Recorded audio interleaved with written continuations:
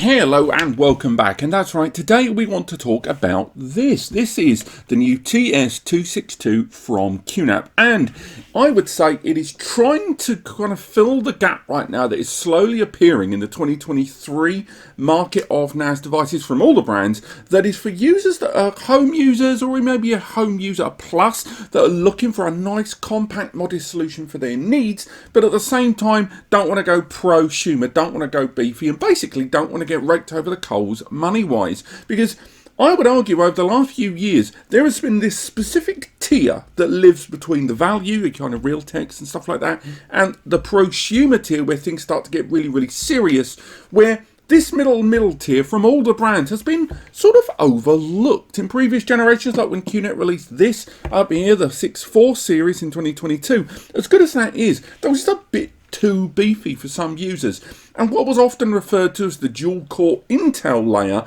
has been kind of overlooked for too long and largely abandoned, and this is where this device arrives, with most brands sort of semi-ignoring the dual core Intel tier up to date.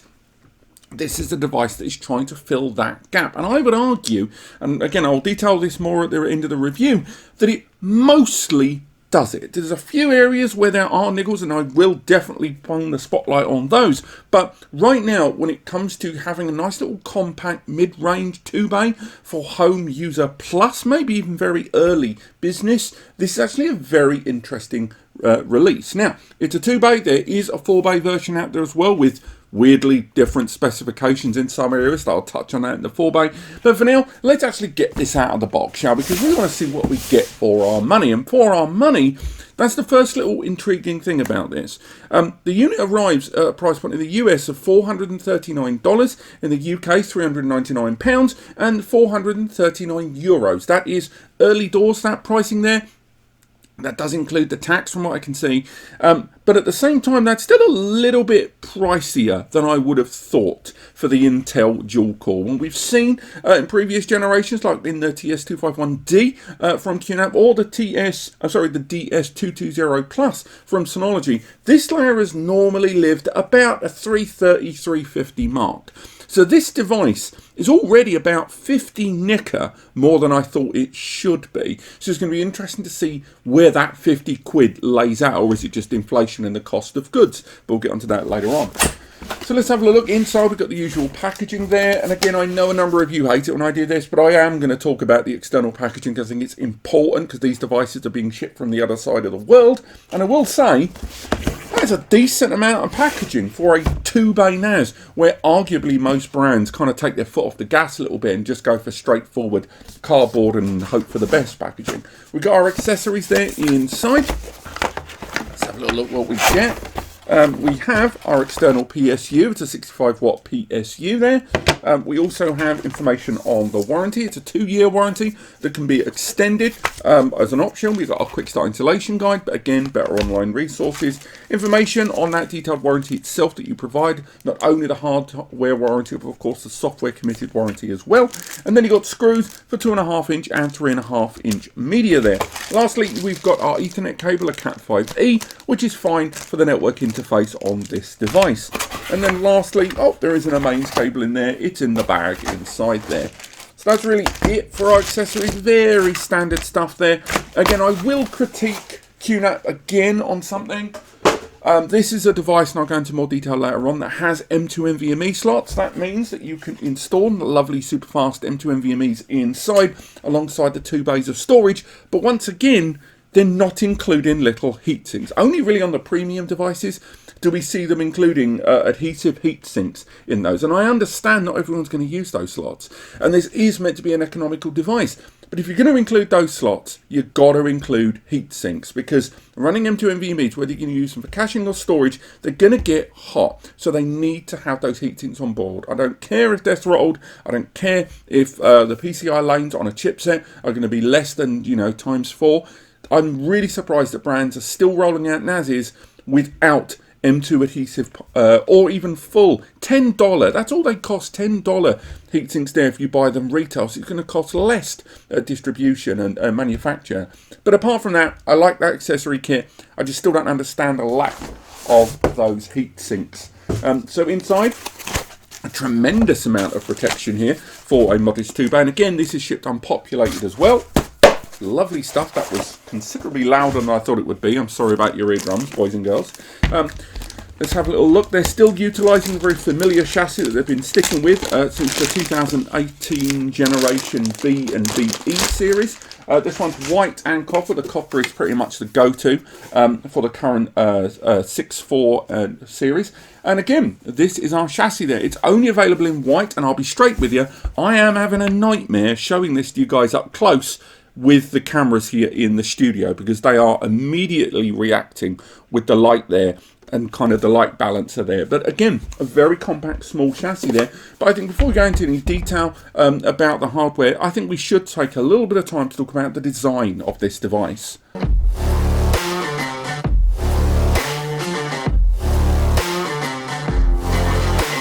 Now, the compact nature of this chassis, again, it's quite low. If we pop this next to, let's say, another NAS here, let's go with the Synology DS-262 Plus. Real quick, I hate seagulls. We can see between the two of them, the chassis design is near enough identical to that of the Synology. We're still waiting to hear about the release of a potential DS-223 Plus. Again, largely inevitable, but still, when we look at the chassis definition, they're largely the same identically. Depth-wise, again, near enough identical in terms of depth, and even on the sides there, pretty much identical there, at least in terms of chassis scale, when you're looking at their competitors there.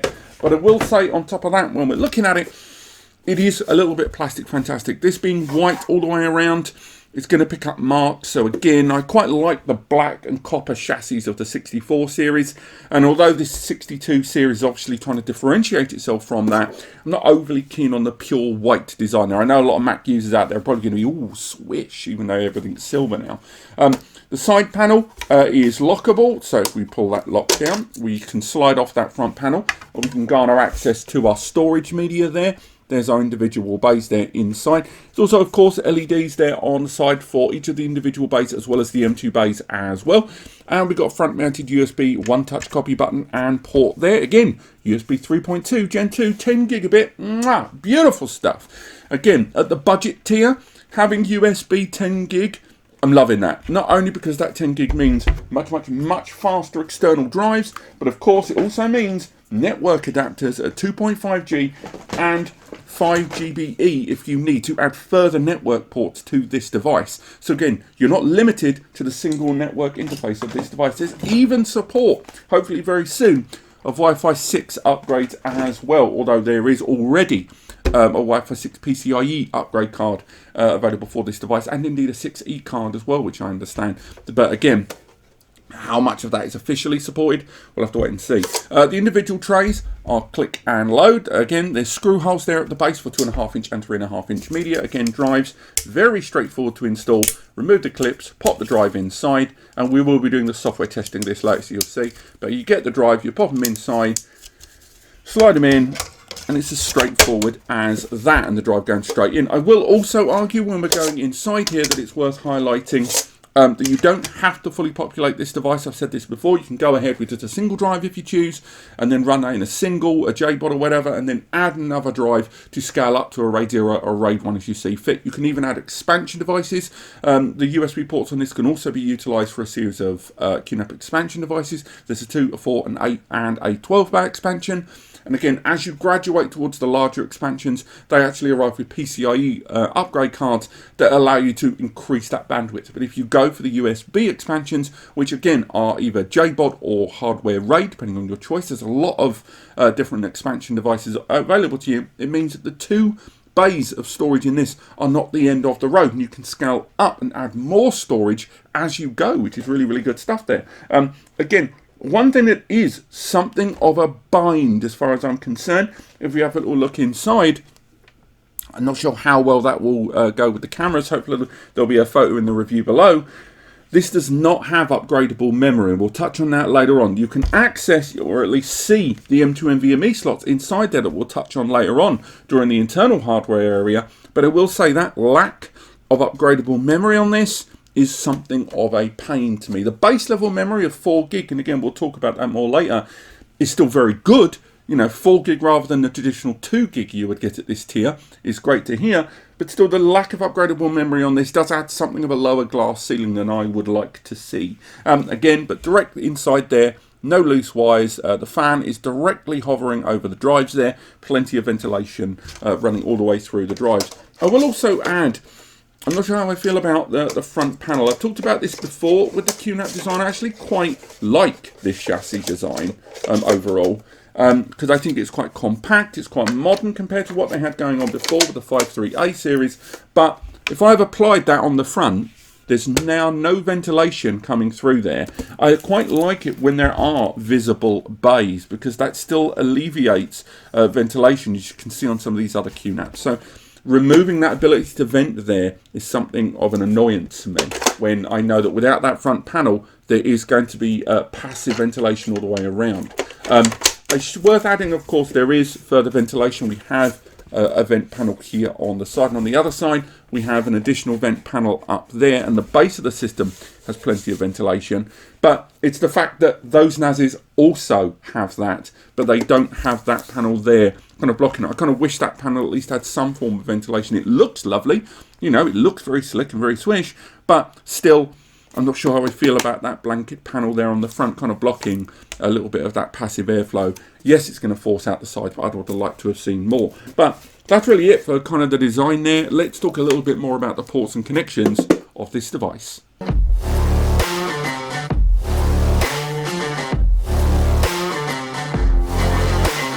Now, the ports and connections of this, frankly, I think almost are worth the price of admission, despite that extra 50 nicker that it seemingly has on the price tag there compared with a lot of its associates. Because the base level hardware, given that this is meant to be filling that dual core Intel layer that has been so populated until about 2021, 2022, there's a lot going on here on the rear there. And with the majority of the ports being upscaled versions of the ones we've seen in the 251D series prior. So to go through them all, let's go with the dullest one, shall we? So we've got the USB ports. Now we've got a couple of USB 2s. Oh my goodness, boring. But there is another USB 3.2 Gen 2 port there, so another 10 gigs per second. And the reason for those USB ports there, of course, is because these USB are largely designated for things like UPSs, are utilising office equipment that isn't really going to take advantage of the bandwidth to make them network accessible, and they can be assigned along with the other USB ports to a virtual machine or a container. This device supports them, but they are also to be used in conjunction with the HDMI port. Now, this isn't the first time a QNAP's had an HDMI port. Let's face it, we know about it. We know about Diskstation. We know that you can run surveillance locally. You can run multimedia locally, install lots of third-party apps using QNAP Club and Code. And if you didn't know that, I've made videos on that. But what's intriguing about this is HDMI 2.1. This is the first time we've seen HDMI 2.1 appearing on NAS devices. And what I mean by that is 2.1 is something I talked about a couple of years ago as something we should all be getting really, really excited about in our multimedia, because with that was where we were finally going to see the breakout from real 4K performance. Up until this point, I've talked about 4K performance on NAS, 60 frames per second. Oh, and it's great and fantastic and stuff like that. But this allows, this opens the doorway towards 8K output. 4K, HDMI 2.1 compared with HDMI 2.0, or even 1.4B on other devices. You've got your variable refresh rate, you've got 4K up to 240 Hertz, you've got enhanced audio applications as well, a tremendous amount of bandwidth, I believe up to 48 gigabits of bandwidth. Huge jump over what you've seen, nearly 3 times that of HDMI 2.0. And then on top of that, thanks to that broader bandwidth, as the applications and services and the multimedia on the NAS get bigger, you can scale up that performance and get better output for those local applications. Now, not all good news. I do still believe that Diskstation on QNAP needs to get more attention from the brand. Hasn't seen the regularity of updates that a lot of other apps have. And given that it's, for a lot of users, one of the kind of plus points to buying a QNAP, having the HDMI output and that local parallel interface with its own standalone applications and GUI to kind of navigate through. I think DiskStation needs more attention from QNAP, particularly when the hardware on offer from a lot of QNAPs is scaling the graphical capabilities of these devices substantially. They need to update that application and its services and broader support of different client software better for its utility, but at least you've got good base level hardware for that KVM setup there. Now, on top of that, you've got your baseline network port there, which is a 2.5 gigabit Ethernet port there on the base. So again, 2.5 GBE, 2.5 times that of standard gigabit there. But on top of that, not only have you got the utility of using network adapters connected via USB that we discussed at 2.5 and 2.5 and 5 GBE, you've got yourself a PCIe upgrade slot. Again, lovely stuff. This is a PCIe Gen 3 times 2, so 2000 megabytes per second to play with there, which means you're going to be able to use combo cards, you're going to be able to put 10 GBE, dual port 10 GBEs if you can find ones that fit. You can put all manner of stuff in there, and the QM2 series from QNAP allows you to have cards inside this that will give you a 10 GBE port and more M2 NVMe slots inside. Yes, you're only going to have 2000 megabytes per second to play with, so do bear that in mind with the bandwidth there. And again, a lot of that down to the CPU and the available lanes, but still, we are talking about the dual core Intel lane area of the portfolio for NAS devices, and this is a device that is cranking out a far more superior KVM HDMI setup there, USB ports, USB 3.2 Gen 2 10 gigabits per second, a 2.5 GBE network port as standard, and more than enough capability to crank out even more network connectivity, Wi-Fi 6 upgrade cards, M2 NVMe upgrade cards, and all of that, and we haven't even touched on the internal hardware yet. So yes, the ports and connections on this thing have certainly won me over. But next, we've talked about the ports and connections, we've talked about the overall design. I think now we have to get inside and have a little talk about the internal hardware.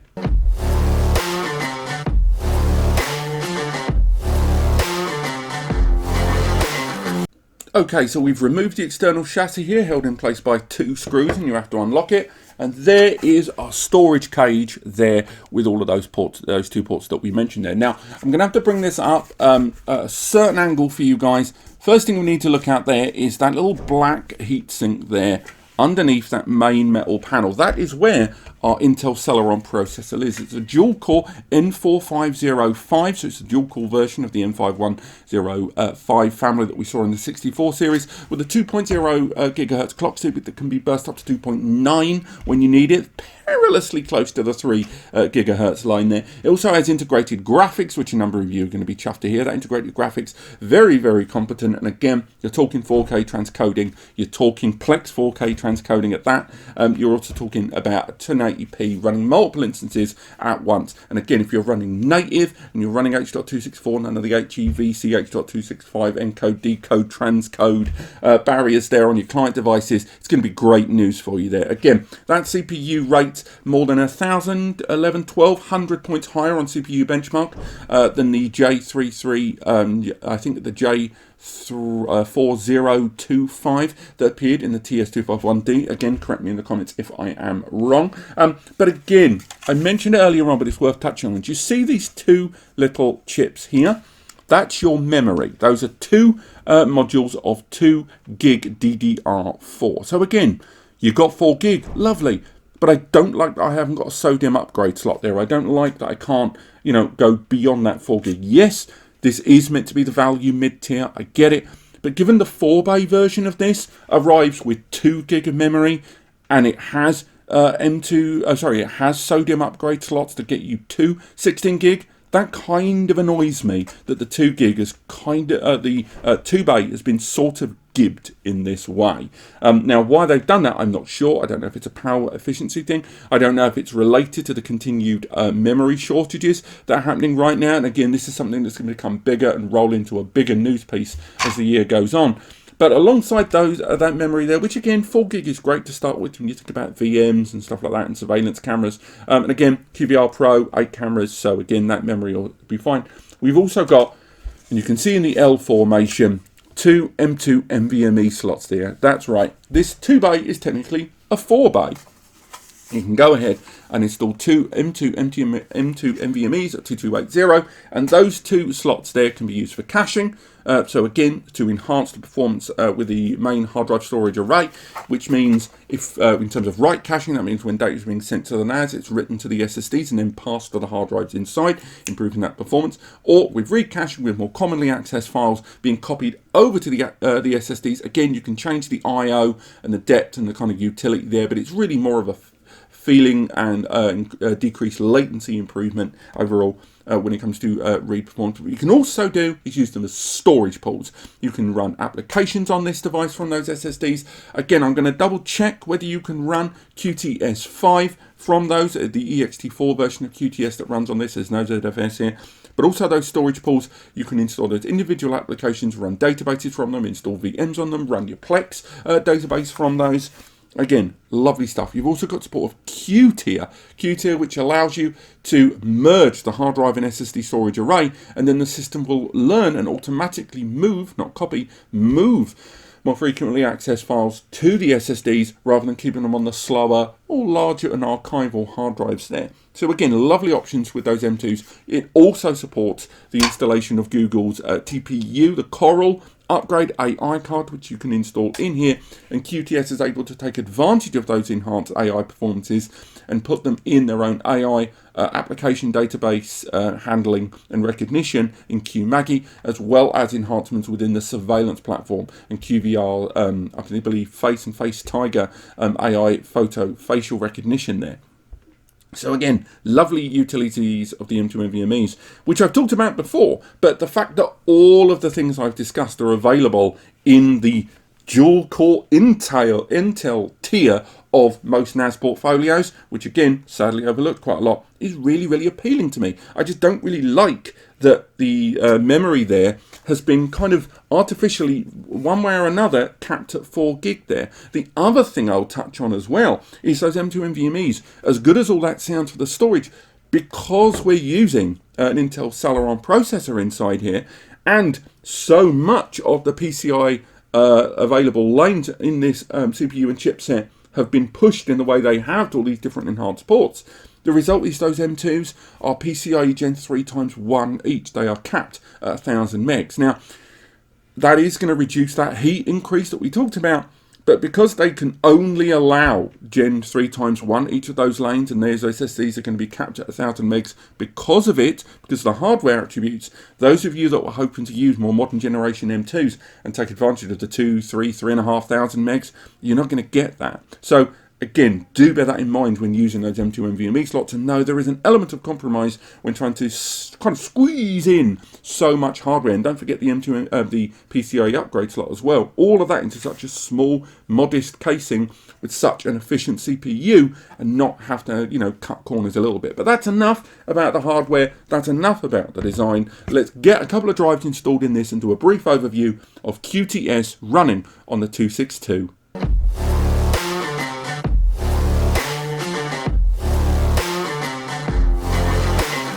Okay, so we've made our way onto the desktop of QTS here on the TS-262, and straight away I'm going to put it out there immediately that there is just not enough time for me to go through all of the apps and services of this NAS. Taking my watch off because it keeps hitting the mic. What I'm going to do is go through a very brief highlight of a lot of the apps and services. So if you want to learn more about what this device can do, and indeed QTS's services and kind of applications, tools, features and more, there's some resources for you to go to in the description. First, there is my full review of QTS5, and I'll be straight with you, there isn't a better one online, he said arrogantly. It's like an hour long, and it covers everything from multimedia to business to VMs to surveillance to backups to sync, you name it, it's all in there, so do check that out. Other thing, if you're looking at the QNAP ZFS or EXT platforms, I've done a comparison of both QUTS and QTS if you want. And finally, for the surveillance, there is the surveillance overview for QVR Pro that I've got there.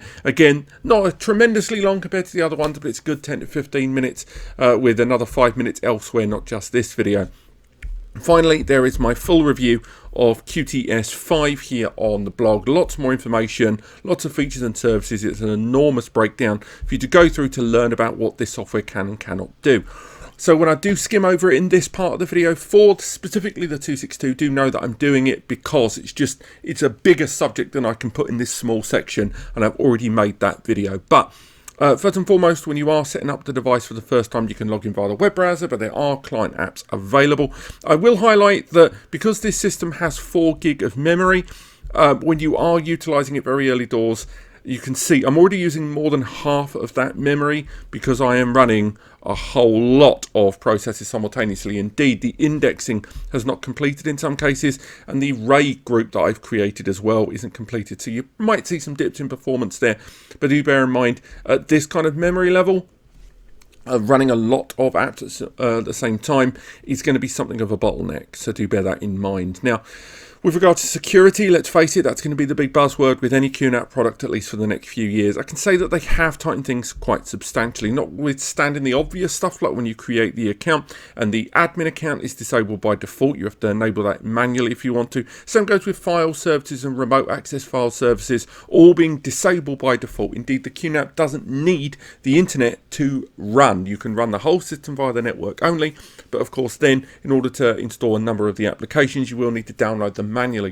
from QNAP's own App Center on their online via your browser, rather than using the App Center here on the NAS, something I'll go through later on. But again, you can do rotational passwords, you can change password rules. On top of that, you can go ahead and run two-step authentication if you choose. And of course, obviously, because of one of the many things that have happened in the past with ransomware attacks on many brands, things like SSH telnet access and a number of the other remote kind of command level access points, they aren't there anymore.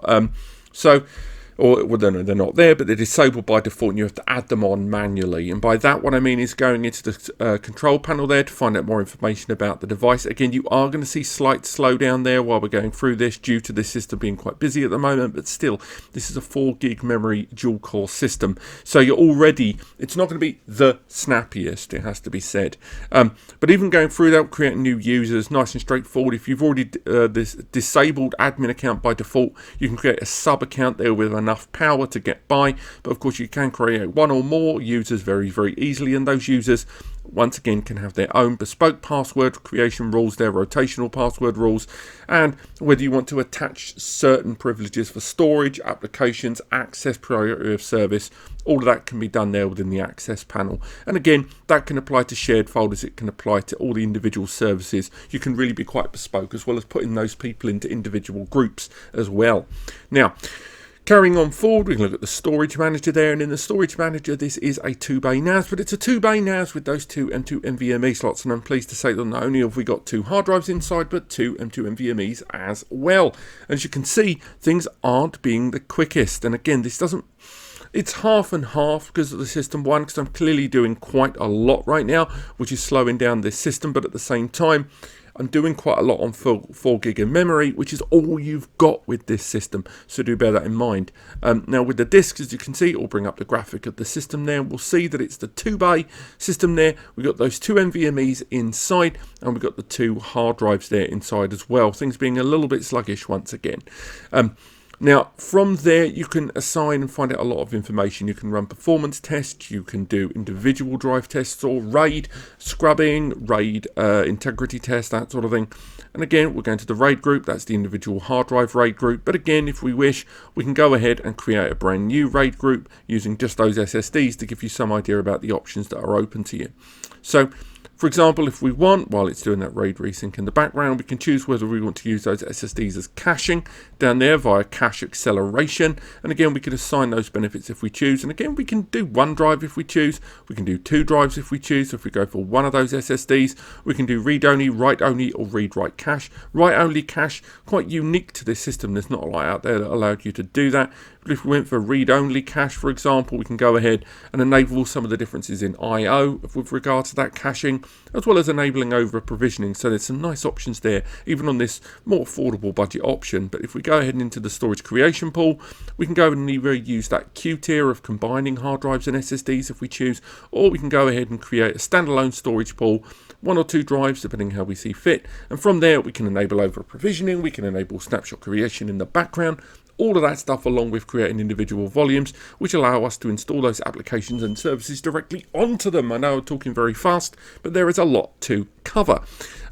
On top of that, you can go ahead through the whole storage of the system and kind of find out more about creating more native storage methods. So for example, there's obviously file station, which allows you to create a more standard breadcrumb file folder approach. And again, file extraction, file encryption, file zipping up, sharing, all of those options are available here, along with creation of new shared folders if you choose, which you can do directly from this interface or from within the control panel. For the business users, you can go ahead and create an iSCSI LUN via an iSCSI target, and this will allow you to create an area of storage that can be bolted on to your client Mac or Windows system, and that would have the appearance of localized storage, much like your C drive. Again, you can change the provisioning, change a lot of the settings, change the access rights and more. All of that can be adjusted in there. Again, check out that full review for more information on how to set that up.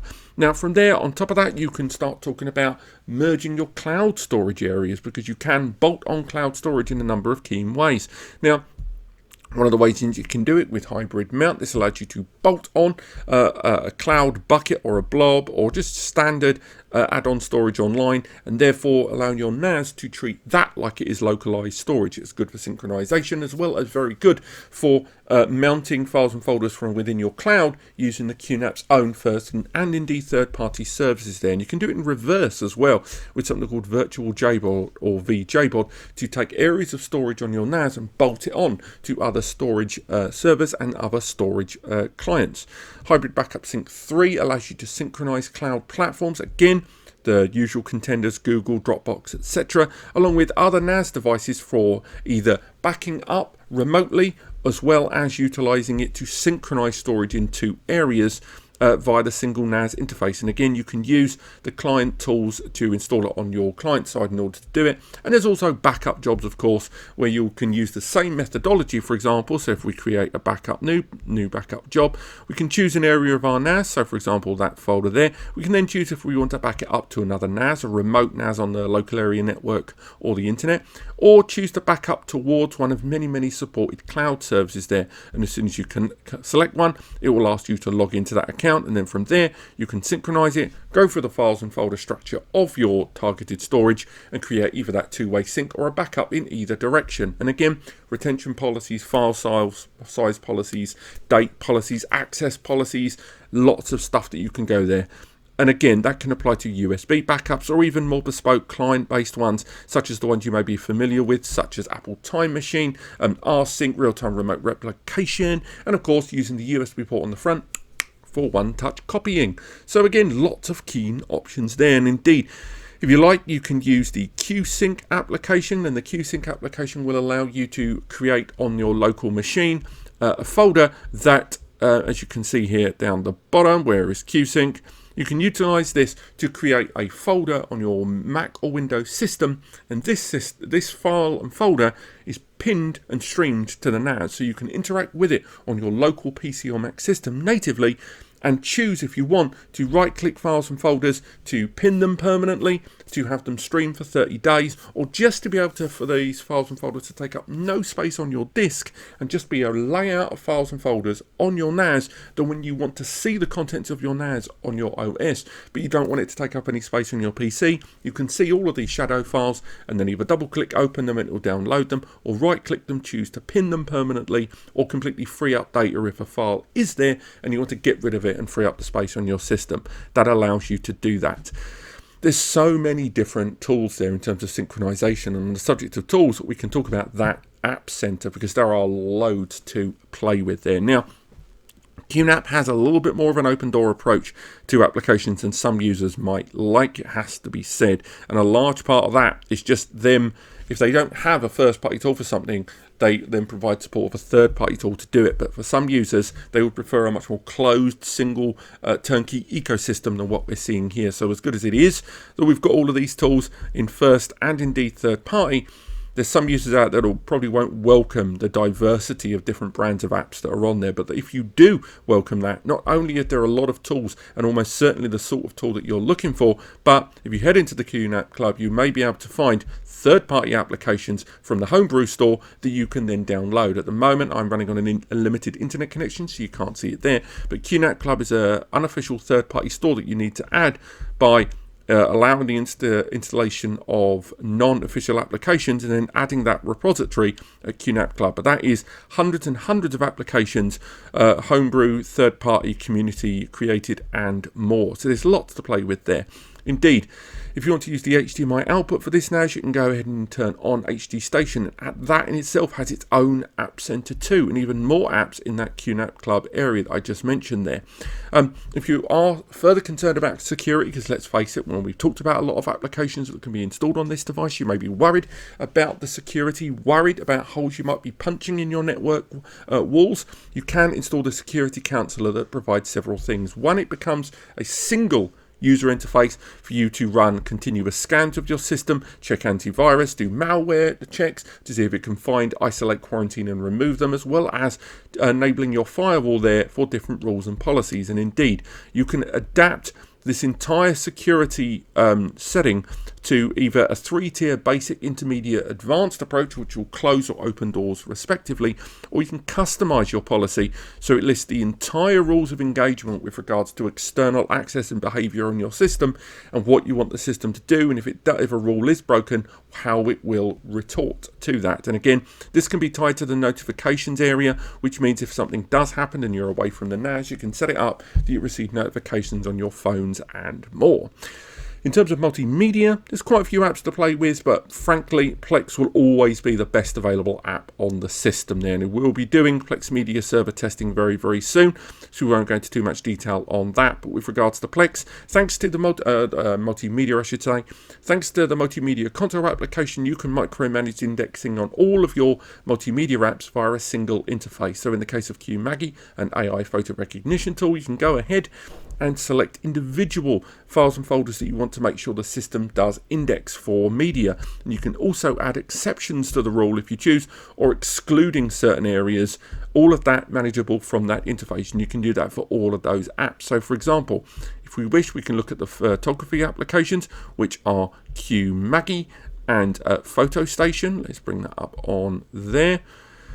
And this gives you both a much more regimented and familiar photo application where you can browse your files and folders very easily, as well as streaming them to different devices.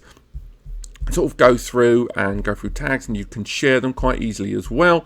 So again, the rules, you can create an email rule there, and you can set everything up how you want it to be shared, the data fidelity, will it need a password, does it go to someone specific, and more. All of that very easy to create there from that single interface. Or going to QMaggie for AI photo recognition, which although looks similar on the face of it, you can go into the photo recognition settings in Album, and from there you can either decide to view people, so you can find a photo, for example, this is me, you can then name that person, give them a name, and from that point it will index the decades of photos that you've chosen to upload onto this NAS, and it will recognize everyone's faces. And if a face is different, for example down here there's photos of me here are taken at a weird angle, or I have glasses on, you can go ahead and merge those people. So for example, there I am again, find me there, merge, and boom, it's merging that together. And you can do that with people. That's not new though. What is quite interesting is thing recognition, and once again, remember, all of this is available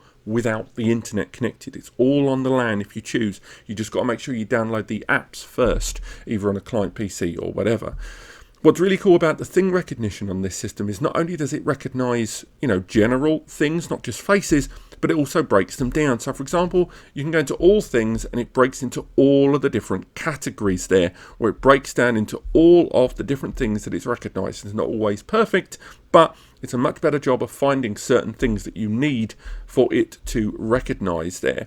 Now, multimedia wise does span into, again, photo and video, although I will argue the Video Station application is it lives in the shadow of Plex, of MB and other multimedia players on the system. So personally, it's quite good for if you want to choose to stream your media to a certain device remotely. But I personally am not a tremendous fan of Video Station on this, and I think Plex has largely eclipsed it. I've got slightly higher regard for the music application, because Music Station at the very least does allow you to catalogue your music quite easily, and also choose to stream it to a remote device. So for example, if we go into the recently added, we can see all of the music that I've added to this system here. But if we had like a Sonos sound system or something like that on the network, it would appear here, the same as DLNA speakers would appear, and you can just choose the one click of a button to send that media over. Indeed, you can do that via the user interface there, or via the mobile application if you choose for Android or iOS. So lots of features and services that you can play with there. Now, finally, we can talk a little bit more about business. You can enable VPN with support of multiple VPNs and QVPN service.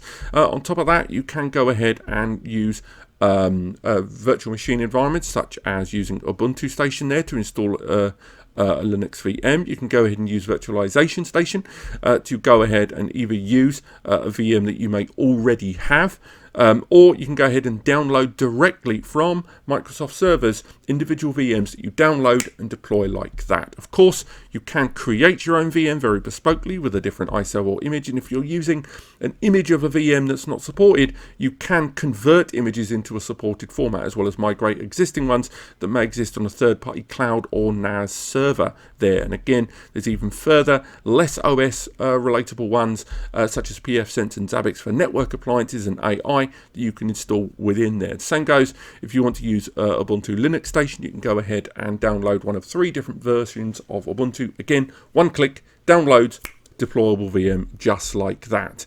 And then finally, you've got things like Container Station, which then allow you to download micro instances, kind of sandbox applications that aren't OS led. They kind of remove the OS layer, so you can go into Container Station and then from there go ahead and run those individual applications in a far more power and hardware efficient way. And there's a whole registry that you can download the whole container store from within Container Station.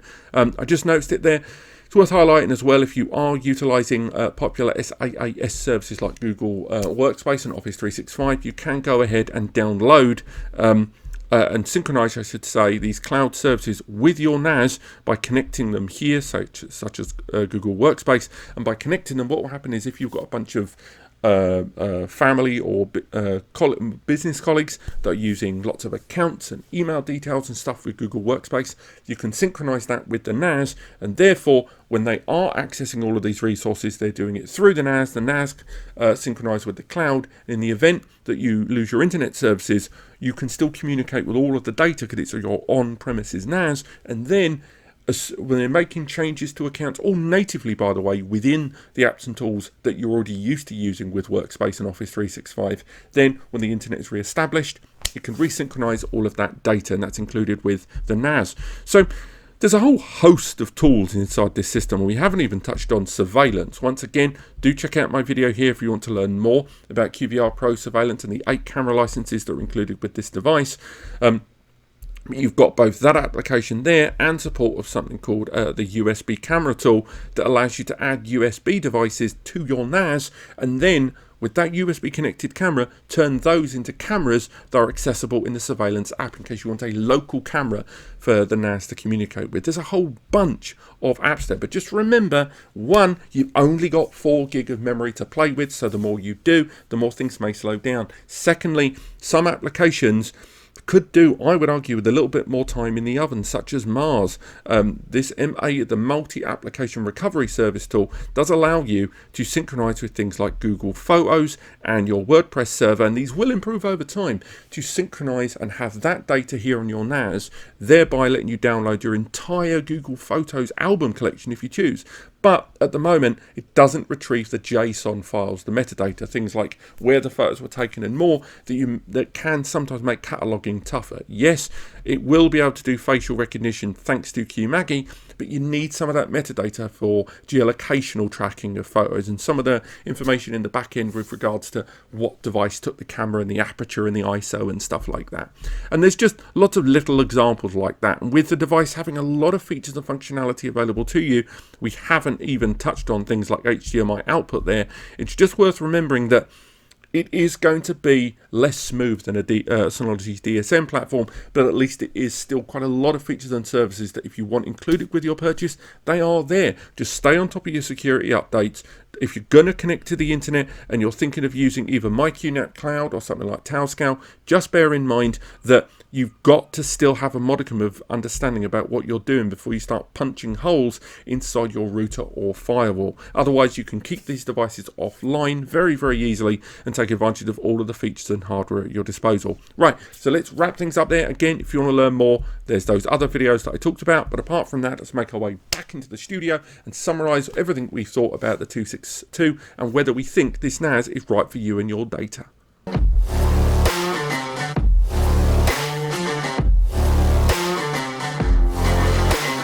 So what do I think? Well, let's start positive, shall we? First and foremost, you're getting a lot of bang for buck here. For all of my complaints at the intro with this video, where I talked about how this system felt about 30 or 50 nicker more expensive than that layer between the value and the prosumer ranges of respective brands arrived at, I gotta say, you're still getting an enormous jump up from the general standard of that tier of this kind of 2-bay than any other device before. And once you factor in things like hardware shortages, and you factor in things like inflation and the shortage of certain components and different regional kind of availability, it sort of evens out. I'm not going to say it purely evens out, but I will say for what you're getting for your money in terms of expandability and the base level hardware, it is unparalleled at that price point. Now, on top of that, you are getting a fully featured hardware-software system. The software is still, again, it's got a bit of a learning curve for some of you out there, and it's not as fluid, arguably, as Synology's DSM platform in a number of ways,